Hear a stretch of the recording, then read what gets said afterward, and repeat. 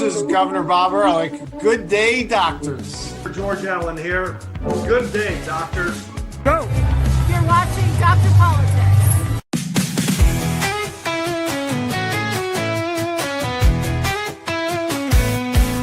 They're Dr. Politics. He's the one to see. Breaking down the news with sharp analysis. From Congress halls to campaign trails, he tells the truth when all else fails. They're Dr. Politics, Dr. Politics, exposing the spin, the lies and tricks. Dr. Politics, Dr. Politics, he calls it straight, no politics as usual. Love from backroom deals to primetime fights.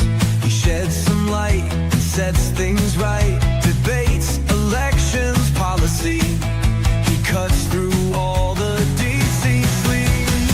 Oh, Dr. Politics, he's got the facts. Dr. Politics, no holding back. Dr. Politics, go away.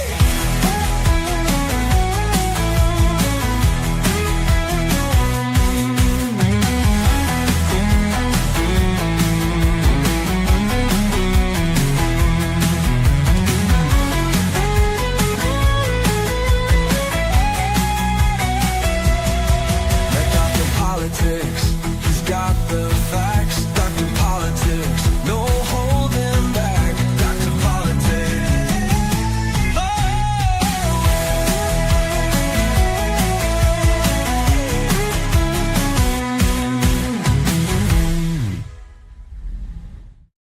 Hey, it is August 1st. Summer is almost over.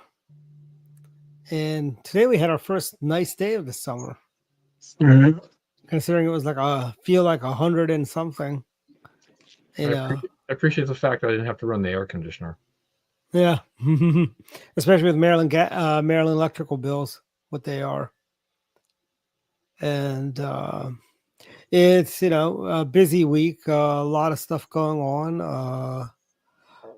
We had a great fundraiser for the state party with Larry O'Connor. We had, we had a nice little, my birthday wish did not come true. I wished Westmore wasn't governor, but he's still governor, unfortunately. I figured, when the wish took effect, he would get breaking news. Westmore resigns as governor of Maryland. The concentrator was run for president.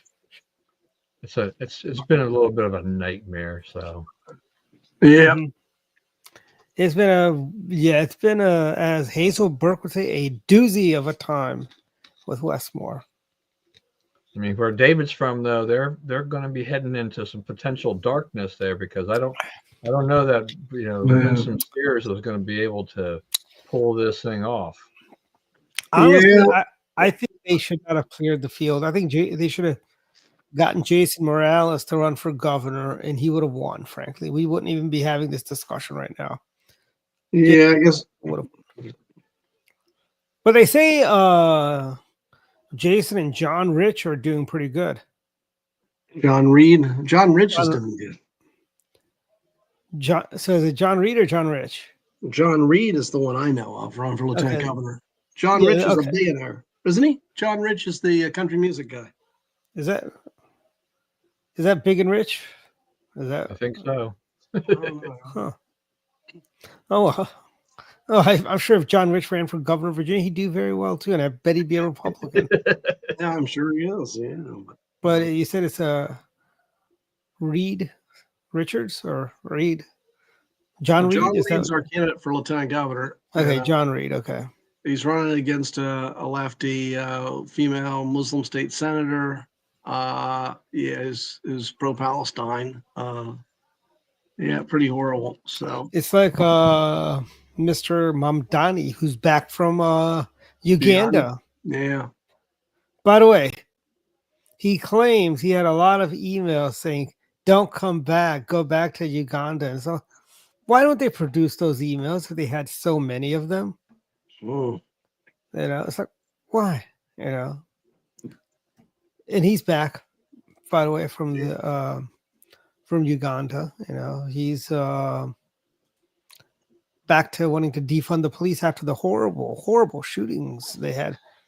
Was it one or two different shootings this past week they've had in New York City? I know of the one. There probably were a couple, I would assume. Yeah. I mean, New York is not going to be devoid of violence, but you have an incident like that where you've got, the pictures of this guy carrying this gun in the open, it's like, I still don't quite understand. He gets into a building that's supposed to be very secure, and he makes his way up the elevator and he starts shooting people. Something is wrong here. This is New York City. Didn't they have something called 9/11 24 years ago next month? Yeah. You'd think, you'd have better security, Yeah, By the way, it's weird. I don't know how it happened. I'm not familiar with the building, but I don't know if all buildings are secure in New York. Well, every now and then when I go to NASA, I go to this place called the Perfect Pita for lunch. Really good food there, by the way. If you guys ever, there's one in Virginia, I think. But when I go there, I gotta be buzzed in, and it's in the Maryland Trade Center building in Greenbelt. I gotta be, there's a security guard there that lets me in. It's like, but yeah, if the Maryland Trade Center could have that, when you go to Perfect Pita, for their great pizza and their hummus pizza they do. Well, there's a Seinfeld episode when Kramer, he used to go into a number of the different buildings when he'd use the restroom, so he knew all the different buildings with the best restrooms. So clearly, if they let Kramer in and he could walk, 9/11 though. That's true. I guess that was pre 9/11. I guess so. Yeah. But you can. You can even in DC. You can still walk into any building you want, more or less. I would think so. Yeah, but where the access is limited, then you can't really get into the building so much. Yeah, I don't quite understand what happened here. There's some huge lapse. If you go to like the World Bank in DC, you've got to have a badge or whatever. You've got to swipe the badge and the gate and the whole 9 yards and all of that. And there's still a desk with security there. A lot of buildings, access is restricted on the elevator unless you've got a key card to swipe, or certain floors are locked off for certain people only. So I haven't read deeply at all on this, but something went radically wrong here for this guy to get in, and get up there and then kill these other people, these innocent people, including the New York City off-duty police officer, who never had a chance because I guess he shot him in the back. Never got a chance to turn around and defend himself. So, and the issue, about it too is, he was a former football player, blaming football for that he has CTE. And he wasn't. And he was a small time. He was never in the NFL. I don't think. Right. You can't really. Can you diagnose CTE before not while until you're dead? They have to autopsy your brain basically and see if they can find the factors in there. But but it does. But it has been said that it leads to kind of aberrant behavior. Your diminished capacity, all kinds of things. Physically, you just start deteriorating. If you've taken so many hits to the head. We won't know. And I may not find out in my lifetime. For some of the other football greats that have suffered multiple concussions, who've retired, but they're still around until they're dead. Plus, you have to give permission to have that stuff, right? Most people, when they die, there's no autopsy, right? So, if there are accidents and certain things, then there will be. But there are football players who say, please, I'm going to donate my brain to science. I want you to see whether or not I had CTE, to see if you can find a way to prevent this. So it's, football is a dangerous sport. I mean, they've been trying to make it safer, while at the same time taking away. It's a little trade-off, right? Take away some of the excitement of certain things on kickoffs and things like that, and stuff like that, in order to protect the players. But Hmm. I don't know. I'm old enough now that I just seeing seeing these guys kind of fly down the field almost like kamikazes to go hit somebody. That's what they were trained to do. Yeah. And staying on the same subject of football, DC has the Redskins back, looks like. Well, I guess they've approved the stadium funding And after it's going to be, it's going to be the most expensive stadium in the country being built. That's only going to be until the next one is built, frankly. Right, exactly. That's exactly, you took the words right out of my mouth. That's exactly what's going to happen. But I noticed that they're now entertaining. They're okay with bringing back the Redskins name because that evil Dan Snyder doesn't own them anymore. Yeah, but Josh Harris, the owner, I mean, he's been kind of trying to dismiss that, but there is that, it is bubbling under the surface a little bit. There are people out there that think, no more Snyder, the whole change in ownership. Why can't we go back to the name? It's like, especially in the era of Trump, right? I mean, Trump has kind of endorsed that. I mean, he even took that whole thing a step further, and he said, the Cleveland Guardians, they need to go back to the Cleveland Indians. I agree. Well, I agree with that one too, man. Yeah, no, I mean, look, I mean, right now, I mean, who do we have left? We've got like the Atlanta Braves, left on that, or the Kansas City Chiefs, Florida State Seminoles. You don't have a whole lot of them left that have been already kind of, after other teams have been kind of wiped out because of this whole, political correctness, DEI, whatever you want to call it. My old high school, we were the Indians. They closed the high school. When they reopened it a number of years later, they're now the Gladiators, right? But did you see they tore down your old high school? Well, I think they were gonna do some remodeling or something or other, right? Again, Yeah, no, they tore it. They're being built from the ground up. they're doing it from the ground up. Yep. Yeah, I mean, that probably. I mean, it was a holding school for a number of years. It probably makes sense. I mean, the school was originally built in the 50s, so. And you know what the funniest thing is? The school, right? They've been the school itself has been is it, I mean, it was one, I mean, the whole reason behind closing Northwood High School originally was because they wanted to integrate Blair, basically. That was the whole reason for it. And now Montgomery County wants to take away the math science magnet from Blair High School, which turns 40 this year, by the way. And I think it's truly an outrage, so to speak. But it's it's a crazy. By the way, while we're still talking about sports, a moment of silence for the Baltimore Orioles. Oh yeah, that's right. But they're still, they're still better than that. And here's something else. Aunt Clara is doing the Orioles magic now, so it's not quite the way when Endora did Orioles magic. Yeah, I mean yeah. So yesterday was the trading deadline in Major League Baseball, and it was a pretty wild and woolly day. And when the Orioles traded away a bunch of good players, but hoping to get some, hopefully their prospects will work out for them. So just as I got an idea. How about they open up their checkbooks? Well, yeah, I mean that would be good. This is the curious thing about sport. Angelos was like that too. Right. Yeah, and so and the general manager needs to do probably a better job. But I mean, they got a new owner, which I think everybody thought, okay, with Angelos, the family wasn't spending. They tanked, they drafted, they got Adley Rushman, Gunnar Henderson, Jackson Holiday. They were building a team around a lot of young players. They were starting a nice run, and then this year has been a complete dud.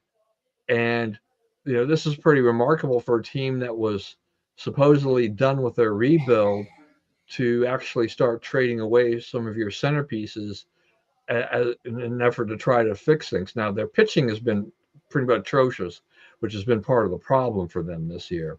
But you look at the Washington Nationals. I mean, they won the World Series in what 2019. Mm-hmm. So they go in, they start selling off people, their players. They go into a rebuild. But my question is that does the ownership have a strategy? Because they put the team on the block. I guess they didn't get any offers they liked. They pulled it off. They pulled the team off the. They haven't owned the team for that And long. so they've decided they're going to keep the team for now.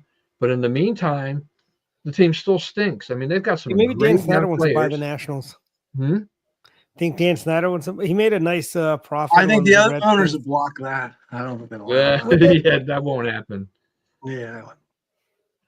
Yeah, he didn't know anything about football. He knows probably less about baseball. Yeah. But he does. He is willing to open up his checkbook. Remember, he paid good money for Deion Sanders to come to Washington. Congratulations.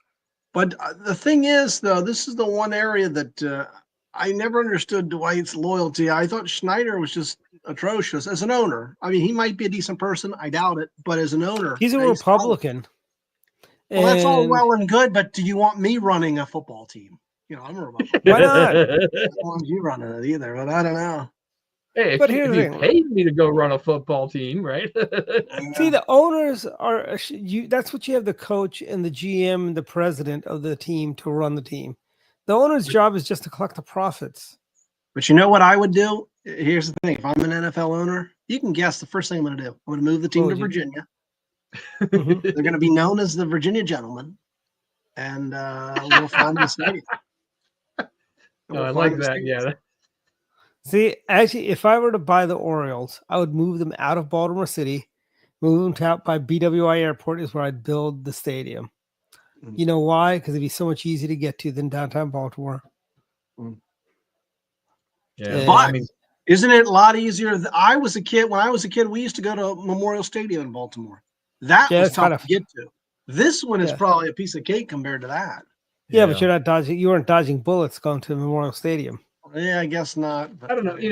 Memorial Stadium, going to Memorial Stadium had its charm in the sense of you would park somewhere and then you would walk blocks through the neighborhood past houses to get to the stadium.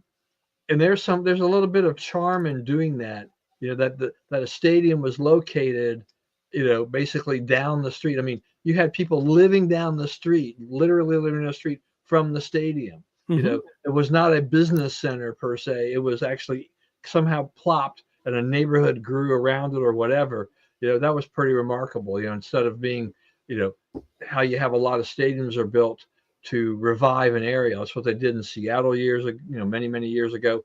Denver, a lot of these cities have like, okay, our downtowns suck. They've totally gone to heck. So we're going to put a stadium there for baseball, football, whatever, and then hope that everything works out. Well, remember when the MCI Center moved into Chinatown? I mean, that was a no-go zone when I was at GW. That was a no-go zone. You didn't go there after dark. But after this MCI Center, you got all this other stuff popping in.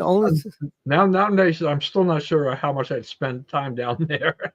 Well, I've only been to DC a couple of times, and it's always on the periphery, like Chevy Chase, the Palisades, that area. I've never really gone downtown except once, and that was to meet our friend Governor Gilmore down there. But and I tell you, and I took the metro that time too. I would much rather take an Uber from Friendship Heights to go somewhere in DC. Like if I'm going to Foggy Bottom or something like that, I'd rather just park in Chevy Chase and take an Uber downtown than driving down there. So I think that's true. I think that's true. I went to a concert once, but it wasn't downtown DC, but we did an Uber, and I thought that was Don, I don't know if you've driven downtown. I know when I went to do News Nation last election night, I was going to drive, but I'll just do an Uber to the hotel, and because they put me up at a hotel, so I just took an Uber. I am so glad I did that.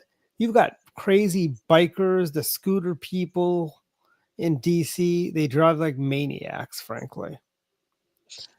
Yeah, And you kind of want to leave the driving to somebody else. I mean, I'm supposed to go to the Pentagon next week for the retirement of a cousin of mine, and it's a 10 o'clock ceremony or thereabouts.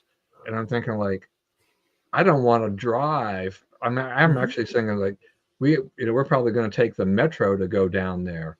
It'll probably be faster and get us there better from point to point than it would be if I was driving. I don't want the stress of driving from Maryland to the Pentagon in the morning and then coming back in the afternoon, as well. Plus now I'm old enough now that, metro rides are half price. So, well, ride-on buses are free. I know ride-on price is free, but when you get the senior smart trip card, it's 50% off the fare. Is that also for parking too? I don't think it applies for parking. I think it's just for the ride. But I mean, the maximum ride is like $6.75, which is what that trip would be. So I could go one direction from Shady Grove to the Pentagon for like $3.37. I mean, but when I was working for you, Don, it was $2.10 to ride from Forest Glen all the way to Venice, UDC. I could take the bus to Friendship Heights, and it'd be only $1.10. I did that many a times.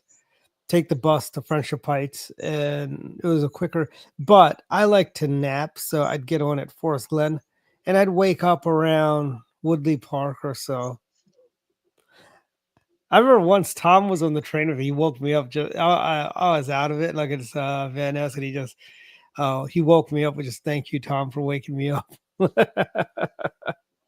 mean, Pete LaBarbera he admitted one time. I mean, he was going to take the metro to the gym from the office.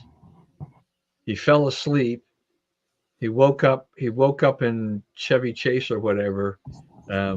Missed whatever stop he was going to get, and so he decided he got off and then ate lunch and then came back to the office. That is classic Pete LaBarbera. He went from workout to lunch. Yeah, trade off.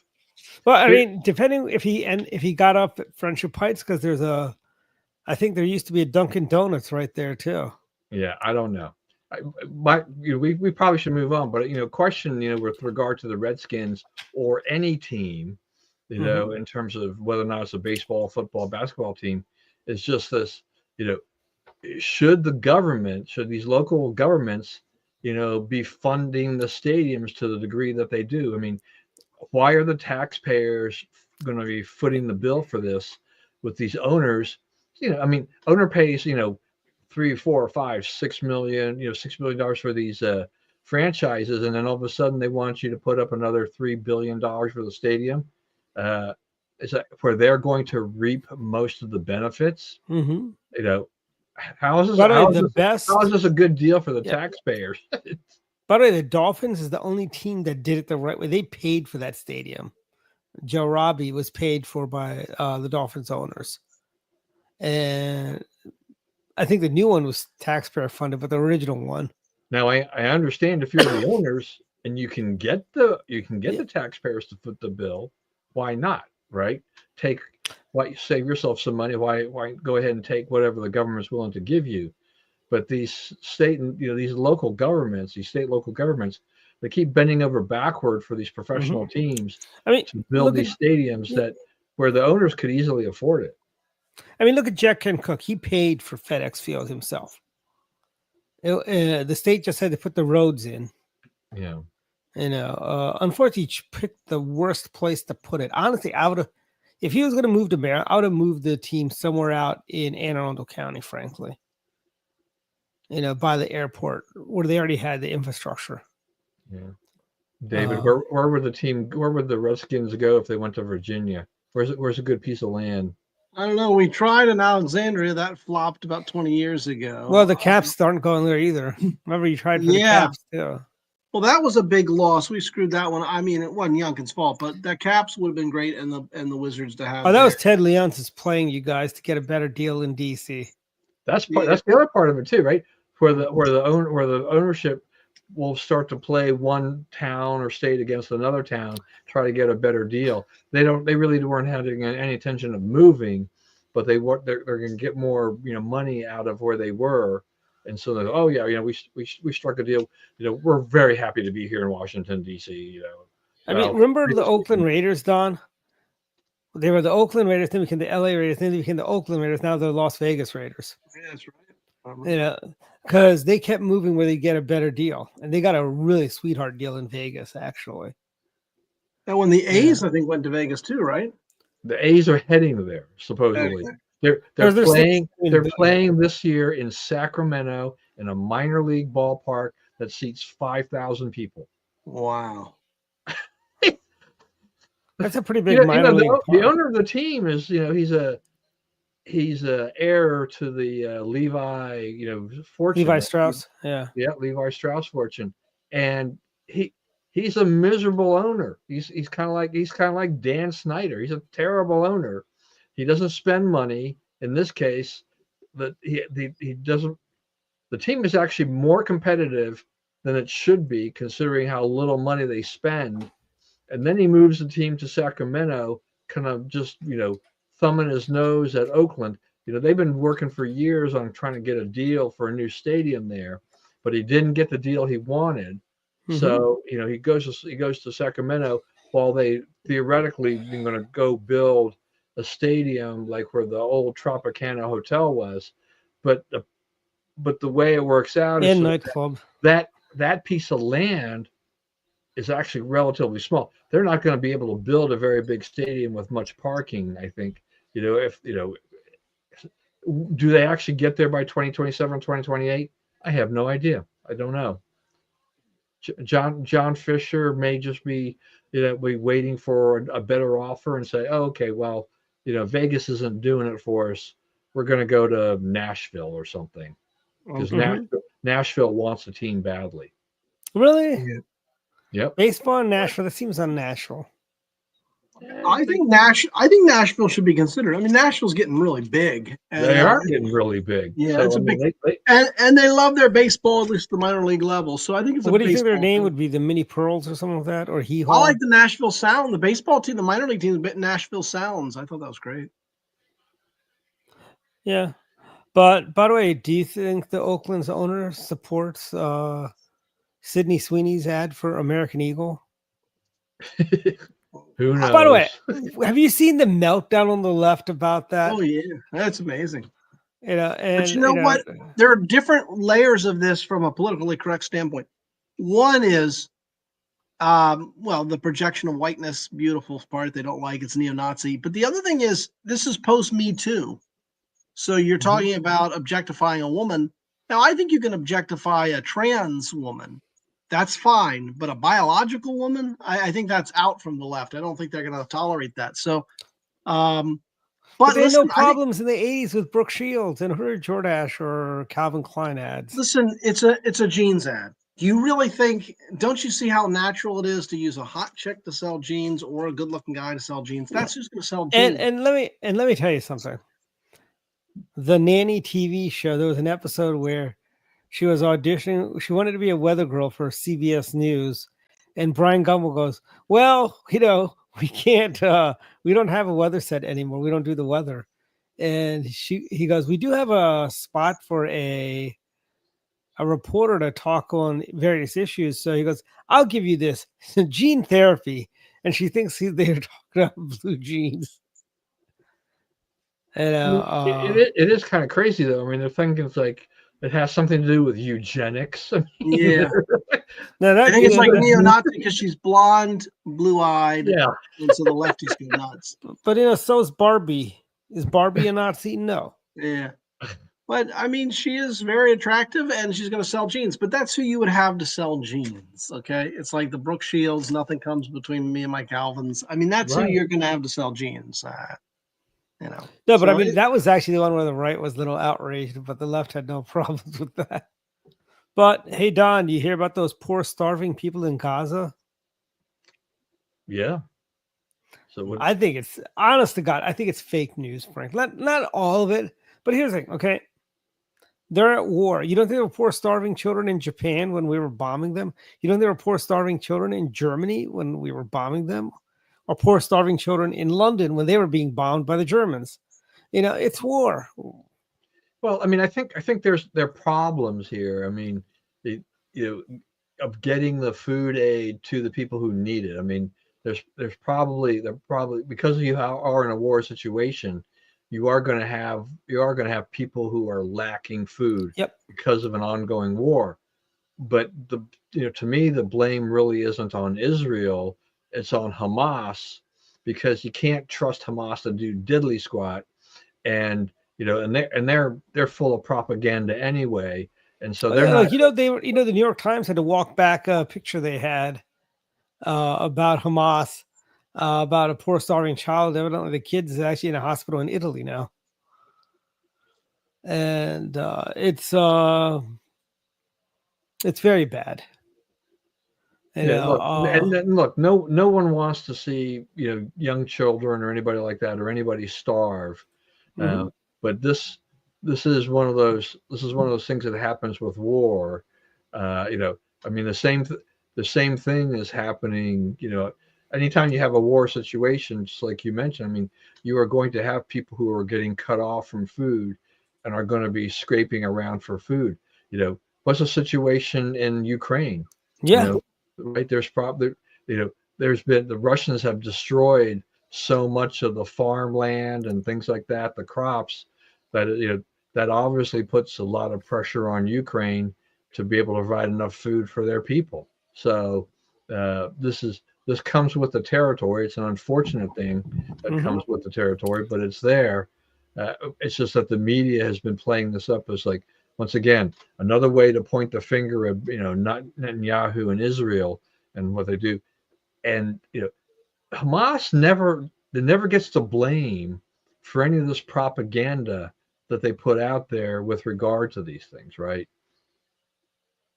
Yeah, they never do. And Hamas, here's the thing. What is realistically, Hamas has to be put out of business, so to speak, for peace to last. These are the people, they had a Palestinian Authority, and what do they do at the first free and open elections? They elect Hamas as their government. I mean, you get what you vote for. Dave, what's the name of your book? Elections have consequences. Yeah. Yeah, there you go. Sorry, guys, you Palestinians. Elections have consequences. You voted for this.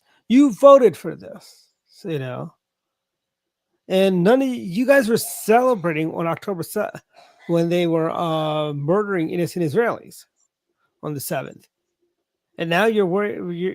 I'm sorry. No, you brought this on yourself. And why don't you blame Hamas, who's holding on to the food, frankly? And I think, you got the Brits and the French. And by the way, the French saying they're going to recognize Palestine. Have you guys forgotten your little Algeria and Tunisia excursions you had, where you annexed land to become part of Greater France on the other side of the Mediterranean? Yeah, I mean, what does Macron get out of this? I mean, part of the problem, I guess, is that his poll numbers stink. He's like in the mid-20s at best. Yeah. So he's gasping for air, in his political life, and then he comes up with this. Now, do you think that's going to save him? It's probably the population, I guess, has a high Muslim population. I guess is trying to appeal. Well, actually, the next thing. I think he's pandering, hoping to keep his political career alive. Yeah. I think the next thing he'll do to help poll numbers, he'll invade the Basque people, that little republic stuck between France and Spain. He'll start a war there to distract people from all the bad things happening to the French economy, from unemployment to inflation to everything, but I know the Brits have also threatened to recognize Palestine, and I think the president's wrong. He needs to let Bibi do what Bibi does best. We should not be putting any pressure on Israel to let the food go in. I know it sounds harsh, but facts are facts. Well, I don't even know what you're recognizing in terms of the leadership of the land bound. It's just to me, it's just sort of virtue signaling, or I don't know. I don't think it means anything really. Yeah, and we also had some economic numbers today. Not that bad. You know, Well, the jobs number was lower than I thought. The GDP number earlier was fine, was good. Yeah. But the way I look at it is the trade deals are starting to come through, and the big beautiful bill is starting to come through. So you'll see in a good 6 months, I think, in terms of the. And I tell you, I think what I think the Indians need to get on board and start to play ball. Frankly, accept the deal,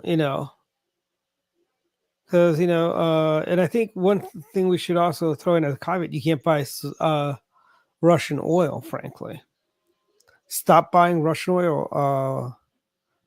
Prime Minister's name I can't pronounce. Modi. There you go. I can pronounce. That was easy enough. Narendra. Yeah. Don't even try to do the first. I can't even pronounce the first name. Modi. Yeah, Modi I knew, but Narendra or something like that. Yeah, Narendra. Oh.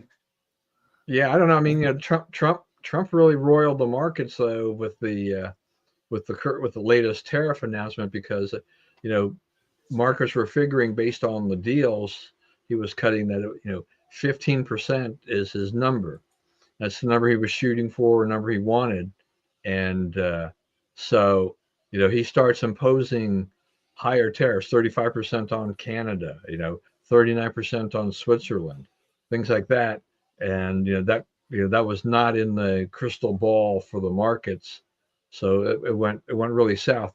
By the way, Don, I don't know if you heard this, but I think President Trump has a new executive order. When the Blue Jays play in an American baseball game, we don't play the Canadian anthem. We play "Blame Canada" from South Park. Oh. Well, we'll see about that. So yeah, we've got. There's so many issues that go along with this. We're starting to see, based on the numbers today, how the tariffs are starting to reshape the economy. Jobs numbers. I don't know. Once again, the unpredictability of Donald Trump. He doesn't like the jobs numbers, so he goes and he fires the BLS commissioner. I'm like, the guy. They're just collecting numbers. Yeah. It kind of reminds me. Remember Stalin? They didn't want to bring him bad news. Nobody. Well, what do you call? Forget Stalin. I heard Governor Cuomo didn't like to hear bad news either. The first one, not the kid. Okay. I think the kid doesn't like the good news either. Likes to hear bad news either, but the dad was notorious for that. As was Napoleon. Adolf and Napoleon was like that too. Well, Hitler. Yeah, but President Trump's. The jobs numbers. A lot of statistics that we use, they are. It's really kind of a guideline. They're not overly precise, because the basket of goods is different. You've got the producer price index. You've got the consumer price index. You've got all these different things relating to inflation, and then on jobs you have to you look at what's the labor participation rate, how's the employment going for certain age groups, and all these kinds of things. You parse all those data, but it's basically all the BLS is really doing is gathering data that is being reported to them from various businesses. I used to fill out an employment return, for the BLS every month and fax it in. That's how far back it goes. They had this request, and it's just like, update this, fill in this form. But I'll tell you this though, Unemployment is what, 4.2 now? Is that what it is Yeah. today? 95.8% of the people have jobs. 4.2 is a really small number. Yeah, yeah, right. And it's also based on but what they like to look at, and and we did this during the Obama years as conservatives, was watching the labor participation rate, and that has actually been dropping. So there's a lot of things that go into that. You say 4%. Yeah, well, that's pretty close, to what would probably be full employment. How many more people can do, except for the fact that labor participation rate is dropping. And the journal had an article the other day about how AI is sucking away entry-level jobs now, and so college graduates are like trying to find other places to go. So actually, which is going to be interesting because, I mean, I think there's no doubt. I mean, we've been around long enough, and I think we could say there are probably a lot of jobs that we saw, maybe we even had, that AI could just as well handle, right? I mean, and we already see, kind of a AI trying to take over drive-throughs, right, in fast food. They keep testing how to make that experience better, because part of it is because they can't find enough people to work in the fast food restaurants anyway. And because kids don't want to work anymore today. Right. And if they do pay them, they've got to pay them like $20 an hour, which means that the burgers are $10 a burger or something like that. Yep. So that's not something that's good for economic, long-term survival. Mm-hmm.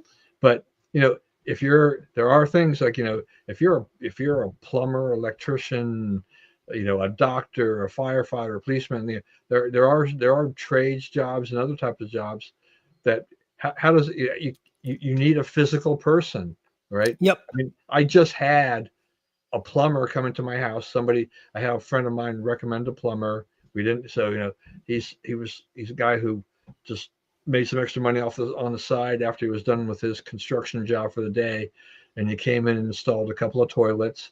Not really any cheaper than hiring through the company, except I probably avoided a dispatch fee or something or other. Yeah. Nice enough guy, did a good job. One of the toilets that came in, actually, when we opened the box, it was cracked. It was broken. So he came back after they had shipped a new one, no problem, just, he knew it wasn't my fault that toilet was broken, came back and, took care of it, and I'm a happy camper. I was like, I don't think I've ever been so happy about a toilet in my entire life. Also, here's the thing. Remember when the computer first came out? It was going to kill secretarial jobs because bosses will be able to write their own letters. Well, I mean, it goes to the paperless society, right? I mean, although I do remember Patty Lasky had a typewriter that she wrote the AIM reports on. Typed out the AIM reports. It was look, with my father, with Patty, those are people. It was very hard to move them from the IBM Selectrics to the Macs, Yeah. And then once we got them on those Macs, they didn't want to give them up, at that point in time, with my.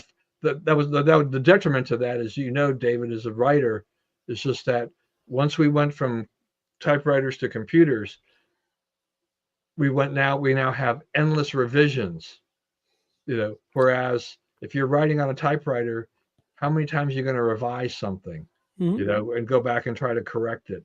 Not very often, because he's like, my father, we always had to buy correction tape, right? And stick that on there. He could have that on there so he could type it over. If he didn't like it, he'd do it again, or something like that.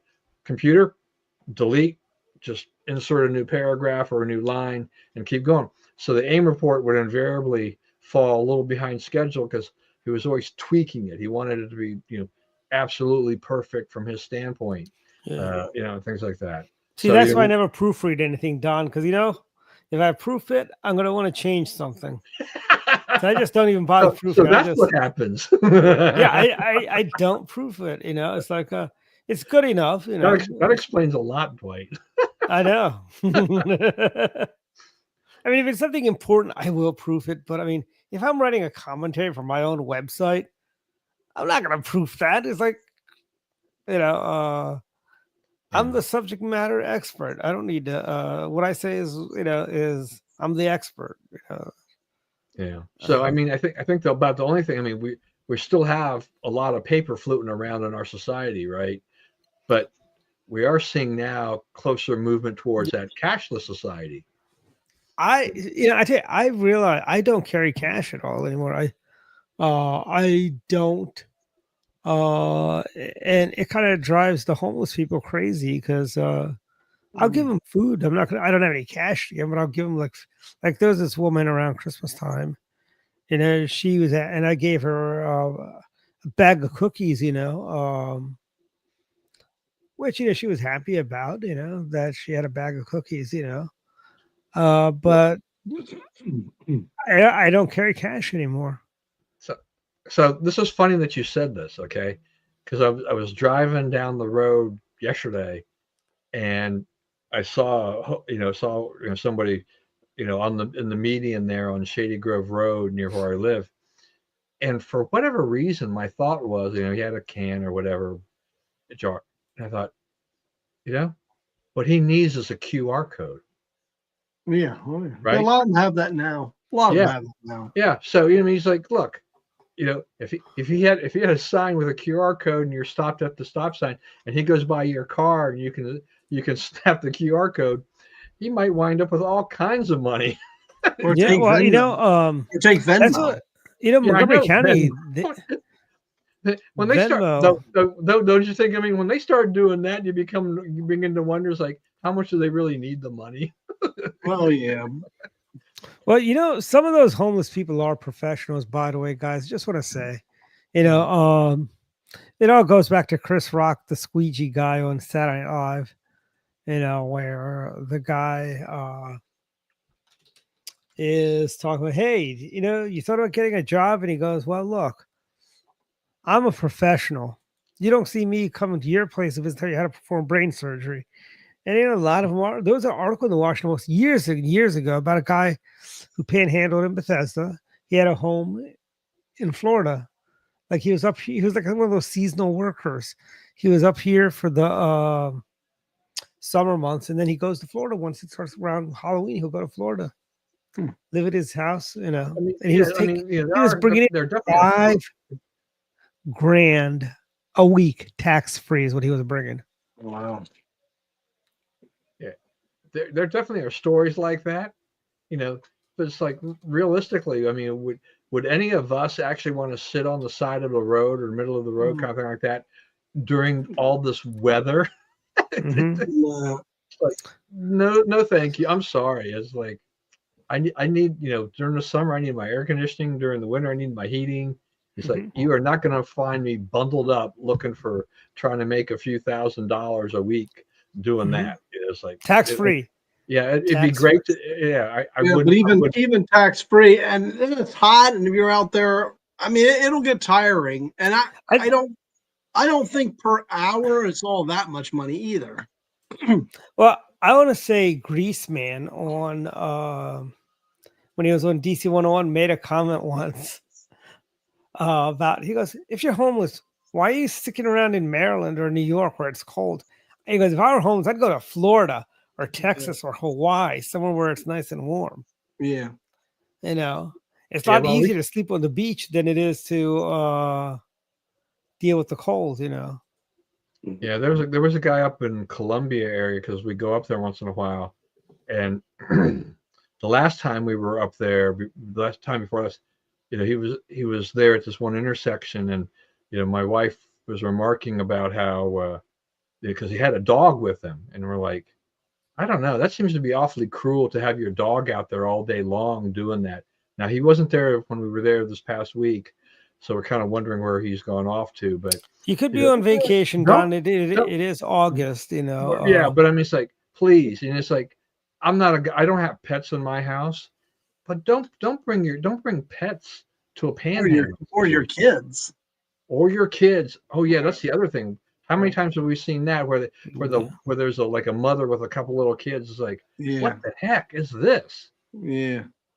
Yeah, I mean, here's the I thing. guess you they know, feel helps make the case in terms of more sympathetic. It just makes me shake my head and just say, like, what kind of a parent are you if you're doing this? What yeah, are you teaching these kids? and also here's the thing: they get more money that way too, because you Oh get yeah, right. I mean, I think that's what David's point was that they Yeah. will get more money. They play upon and our emotions and everything like that. yeah, and Yeah. it's And same I thing don't with a pet. And same thing with a pet because Yeah. Well, that was the thing. They probably get some sympathy for that, but yeah. I think my first reaction was just like, this is cruel. This is not Yeah. where a pet needs to be. A dog on the side of the road with the guy. Yeah. No, this is not right at all. yeah. I mean, by the way, I was at Cheesecake Factory the other day inside of Montgomery Mall. You should have gone This was there not. on July 30th, I think was, what was it, a half price or free slice or something? I don't know. I went to 30th. We had the fundraiser. So this was on Tuesday. My sister was in town for a medical conference, so she wanted to take me out to dinner, and I ended up paying for it because I was faster with the card than she was. But people had dogs. These weren't service dogs either. These weren't like emotional support animals. These are just like dogs and cat, just dogs. I haven't seen people with cats in the mall yet. Mhm. But I mean, I don't know. Am I too not enough of an animal lover to say, hey, you shouldn't bring your pets inside where they're serving food?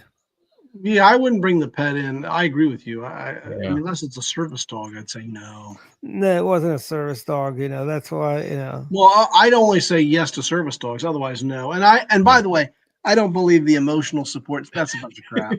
That's truly a bunch of crap. Somebody I gotta tried to bring my fly with pig or my parrot or whatever. Yeah. peacock. There was somebody that tried to fly with a peacock. Yeah, That whole thing got out of hand. I mean, it did. Yeah, it's really way out of hand. That's how you got snakes on planes. Somebody said, "Hey, this and it's snake is easier to gonna-" and it's easy to get a doctor's note. They'll sign anything for you. Really. Yeah. They will. That's why the airlines cracked down on it, though, because the thing people started coming up with all kinds of crazy things, and they're like, "No, wait a minute, we have to put an end to this because we can't have all this stuff." It's one thing to have a dog or whatever, but you cannot have all these crazy pets, under that category. Oh yeah, it's a lot of craziness happening. Frankly, it's we've got a lot of nonsensical stuff happening around. I mean, people. I don't wear a tie or anything like that. But I mean, can you? People, look like they just walked off the docks or something. Like, nothing against dock workers or anything. Like, you're in a nice restaurant. Could he dress a little bit better? I mean, I got chastised the other day for a friend of mine who watches my church service online. Mm-hmm. Anyway, I happened to be in jeans. And not only was I in jeans, but my undershirt was kind of like sticking out. And that day I happened to have to be the usher, so I'm collecting money so she can see me on the camera with jeans. So she chastised me for that. And she said, I'm not really chastising you for the jeans. It's just your shirt was not tucked in. So it's funny. My final point on that is that I've gotten so used to wearing jeans that when I was younger, or Dwight, when you knew me back in the day, I would not be wearing jeans to anything that was somewhat formal as church. Yeah, but I used to wear ties too. Yeah, I used to. But I've fallen into the sort of the jeans thing. I think jeans are okay, but I understand that it's becoming more acceptable. But in church, it's kind of questionable. I mean, there are people that I'm not the only one wearing jeans in church, but it's not as common. Yeah, I mean, I've been going to church for the last 45 years, and the standard is really, a shirt and tie, a suit in some cases, many cases and things like that. I mean, it's that kind of thing is kind of up to the individual in that sense. the women usually wear dresses and stuff like that. However, as people from other walks of life or other cultures, start coming to our church, they don't necessarily have that same dress code in mind in their head. Yeah. So they'll come dressed in whatever. And, we're not here to judge you on the clothing is just your clothing there. So, I think, anybody in an organized religion would just say, we're just happy to have you here, whether or not you're wearing jeans or dress slacks or whatever, please come here and worship with us. Yeah, and also I'm a big believer in you don't know what's going on. Maybe that's the best outfit the person can afford or something like that. Sure. It's like you don't mock anybody for that or for their looks. You mock them for their political beliefs and their wokeness is what you mock them for. And their musical we're tastes. Going there, huh? But by the way, Dave, our late friend Josephine Wang, she chastised Governor Nome for wearing jeans and a cowboy hat at our red, white, and blue dinner. Well, I don't mind that so much. She's from North Dakota, right? So unprofessional. It's like when people in the audience are dressed better than you are, as Josephine put it.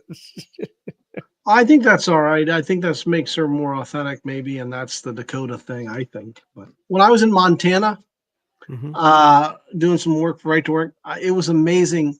I didn't see anybody in a tie. Nobody in a tie, nobody in a suit. Very rarely, except maybe going to the banks. That's it. I'm sure in buildings people wear ties. Nome was South Dakota because Bergen was North Dakota. Okay. Those Dakotas, they all look alike. Yeah, the Dakotas. All right. But just like you know what it is. You never confuse North and South Carolina, right?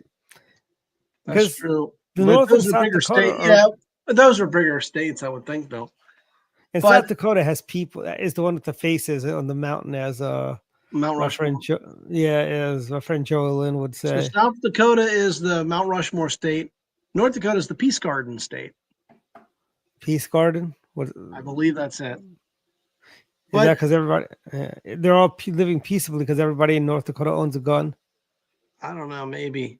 But I think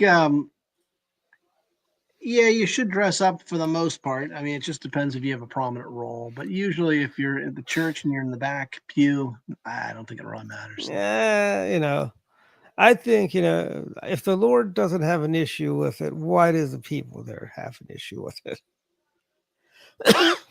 It's never been written, come in your Sunday best to church, Well, it reminds me of the joke that there was a poor family went to this church, and the little girl was always almost in rags, not quite in rags, but the church took up a collection, and they bought her a couple dresses. Mm-hmm. Well, I hadn't seen her in a bit. The family hadn't been by. And so one of the church people figured, well, let me call and find out. And they called and they said, did she like the dresses? And the father said, yeah, she loved them. In fact, looks so good in them. And we're now sending her to the Episcopal Church on Main Street. So, that's why Joe got dressed in church. Yeah, I like that. That's good. The high church. Send it to the high church. But we are and actually, by the way, we did not distract from the issues this week. We almost were a solid 60 minutes of politics. We actually did talk more issues than normal, probably. I think we got through more than halfway through your issues list. Yeah, I mean, at least we touched upon a lot of them. I'm looking and it's like, we actually talked a lot about these. So good for us. Yeah, you know what that means? Next week we're back to Star Trek and cars and whatever food places, Right. So anyways, we're at final thoughts. Dave, go. Well, I'm going to become a parent to a cat.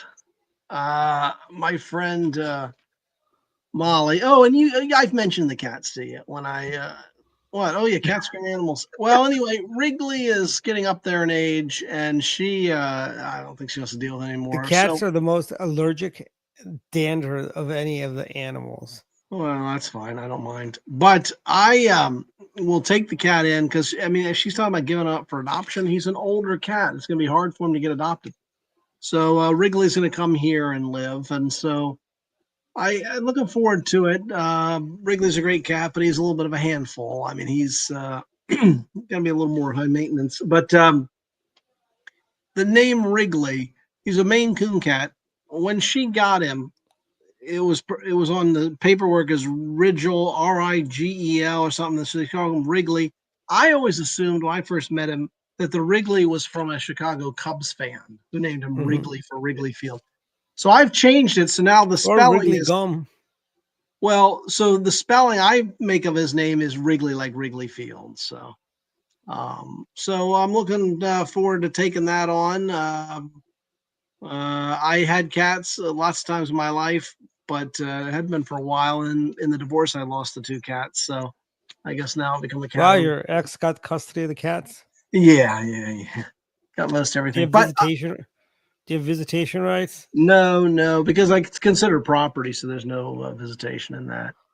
But otherwise, writing my columns, doing my podcast. So check it out on my Substack account. You can check me out.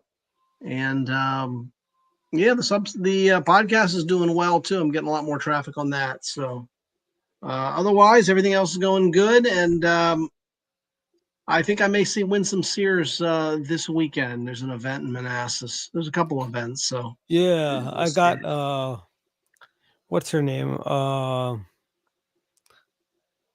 She does a lot of events for people. I've gotten several emails from her.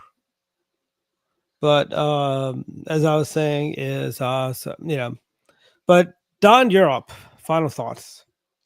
Yep. I mean, big victory for those that are not believers in the whole climate change and greenhouse gases, with the EPA planning to roll back these regulations from 2009. This will be a big deal once they get this thing pushed through. So you can see once again Trump's imprint on us in terms of things like this that have been around for a number of years. He is really dismantling a lot of this nonsense, and so these EPA regulations are on their way out after having been in existence for the past 16 years or so. And they've led to the EV mandates and all kinds of things that have been very costly for our economy. So this is a good sign moving forward. Another good thing that the Trump administration is doing overall. Also, in that same vein, the Corporation for Public Broadcasting is going to wind down operations and close up shop by September 30th. This is another Trump victory.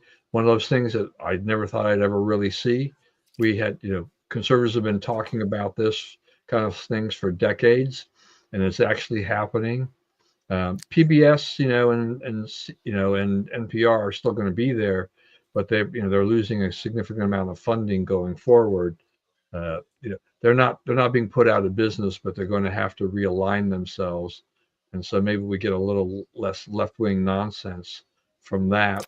Yeah, and I NPR had some decent programming. I mean, Click and Clack. They could survive with that. I mean, they could have been on any pay radio station, so to speak. And people listened for Click and Clack. They didn't listen for Nina Totenberg pontificating on why George W. Bush is a bad man. If NPR could go back to, if they mixed it up, they played some, smooth jazz. They played, they did if they did a segment like Speak Out, where random people can just go on and say what they are on their mind. All the news stations used to do that, Don, back in the day. I don't know if you remember, in the 80s and 90s and even the early 2000s, they all would have a segment between the evening news and the national news that would start at 7 or at 6:30. And a lot of them called it Speak Out. They called it Your Thoughts or whatever they called it, but they'd have commentaries, social commentaries from people. Why did they stop those? I don't know. I mean, the thing is that if you think about all the money that taxpayers have poured into, PBS or NPR, much more efficient nowadays with listenership to radio and viewership to television, down severely. This where's where the viewers gone? They've gone to podcasts. They've gone to Yeah. YouTube. Things like that. I mean, And we there's talk- better content on YouTube. We're on YouTube. Yeah, I mean, well, we talked last week about Megyn Kelly, and then I saw this thing, that was giving some estimates in terms of how well she's doing.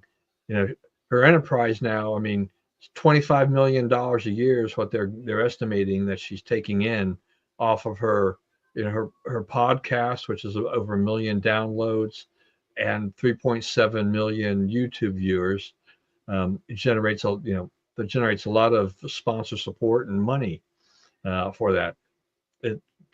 That's it. I mean, she doesn't really need to be on Fox News anymore. She has lost a wider audience in that sense, but she's freer to do things by making her an enterprise. We talked Tucker Carlson, the same thing. A lot of these other people have just said, okay, we've just moved on to a different genre, and the same thing can happen. I mean, if the lefties are really upset about losing NPR, create a YouTube channel or a podcast and see if you can get anybody to listen or watch. Right. I mean, look at the former failed DNC chairman. He's got a podcast now, At the Table or something like that. I mean, they're just everybody's got a podcast in a sense, in a way. I mean, We've got one. Yeah, but ours is entertaining. Oh yeah. You never know what you're going to get when you watch Dr. Politics. Oh, that's definitely true. Right? You might get gardening tips. Yeah. Restaurant reviews. That's definitely true. And then just one other thing I'll have here too is that so Kamala has decided not to run for governor in California. Not that anybody's really going to vote for her, but she's decided not to run. So that sets her up for another presidential run, maybe, right? That field is far from set for the Democrats at this point. So yeah, and she was on Jimmy Kimmel. Yeah, was it Jimmy Kimmel or the guy that's getting fired? I'm trying to think. Colbert. She's on Colbert. She was on Colbert. She was on Colbert. Yeah, but I think she was on there, and she had the same kind of word salady answers to questions. It's like he sets her up for an easy question answer, and she's just like blah blah. And she goes on, and this whole thing is like, what the heck did she just say? It's like, yeah, she is still not ready for prime time of any kind. All right, back to you, Dwight. Okay. Let's see. Don. She wasn't ready for prime time when she was Attorney General of California. She wasn't ready for prime time. But I want to say we made 53 trips around the sun this past Wednesday. I am now 53. I'll be 54 next year, where we have the great theme. Car 54, where are you? We had no themes for 53 or 51. But we will have a theme for 54, just like we did for 50 and 52. 52 was 52 pickup. But yeah, it had a great time. You didn't do an Area 51 for 51? That would have been perfect for you. I know. We could have invited George Norrie. And he could have talked about, how praying mantis and dragonflies are really not earthly based insects. They're from outer space. Celebrated a late Art Bell. Yeah, Yeah. Art Bell's he went to university. He was a civil engineer, I believe, by profession, from graduate of the Glenn L. Martin School of Engineering at the University of Maryland. Yeah. And also next Thursday, we have Pizza and Politics with the CD6 candidate for Congress, Chris Burnett is the speaker. And you guys want to save the date for this one. September 4th, 2025, Don. Yeah. We have Ambassador, the Honorable Ellen Sabre, is speaking at our club on September 4th. It's the Thursday after Labor Day. Come one, come all. Be a good time. And come next week to listen to Chris Burnett, candidate for U.S. Congress in Maryland's 6th District. He's going to be talking about his strategies and plans and how he can win at Mama Lucia's. It's August, but we don't go on vacation after the first Thursday of the month because we're there for the people. And MDGOP announced a red, white, and blue dinner. It is EPA Secretary Lee Zeldin, one of the topics we didn't get to today, which would have been a really good segue for us. I just mentioned it, kind of. Yeah, you did. You did. So we threw that in there. And it comes to Lee in person. Lee actually recorded a greeting for Dr. Politics when he spoke in Anne Arundel County. I wonder if we can get him to do it again. But all is good, and we'll see everyone next week when the temperatures, I bet, are going to be a lot warmer than they are right now and more humid. So, good night, everyone. Night. Take care, and go to Masoni's.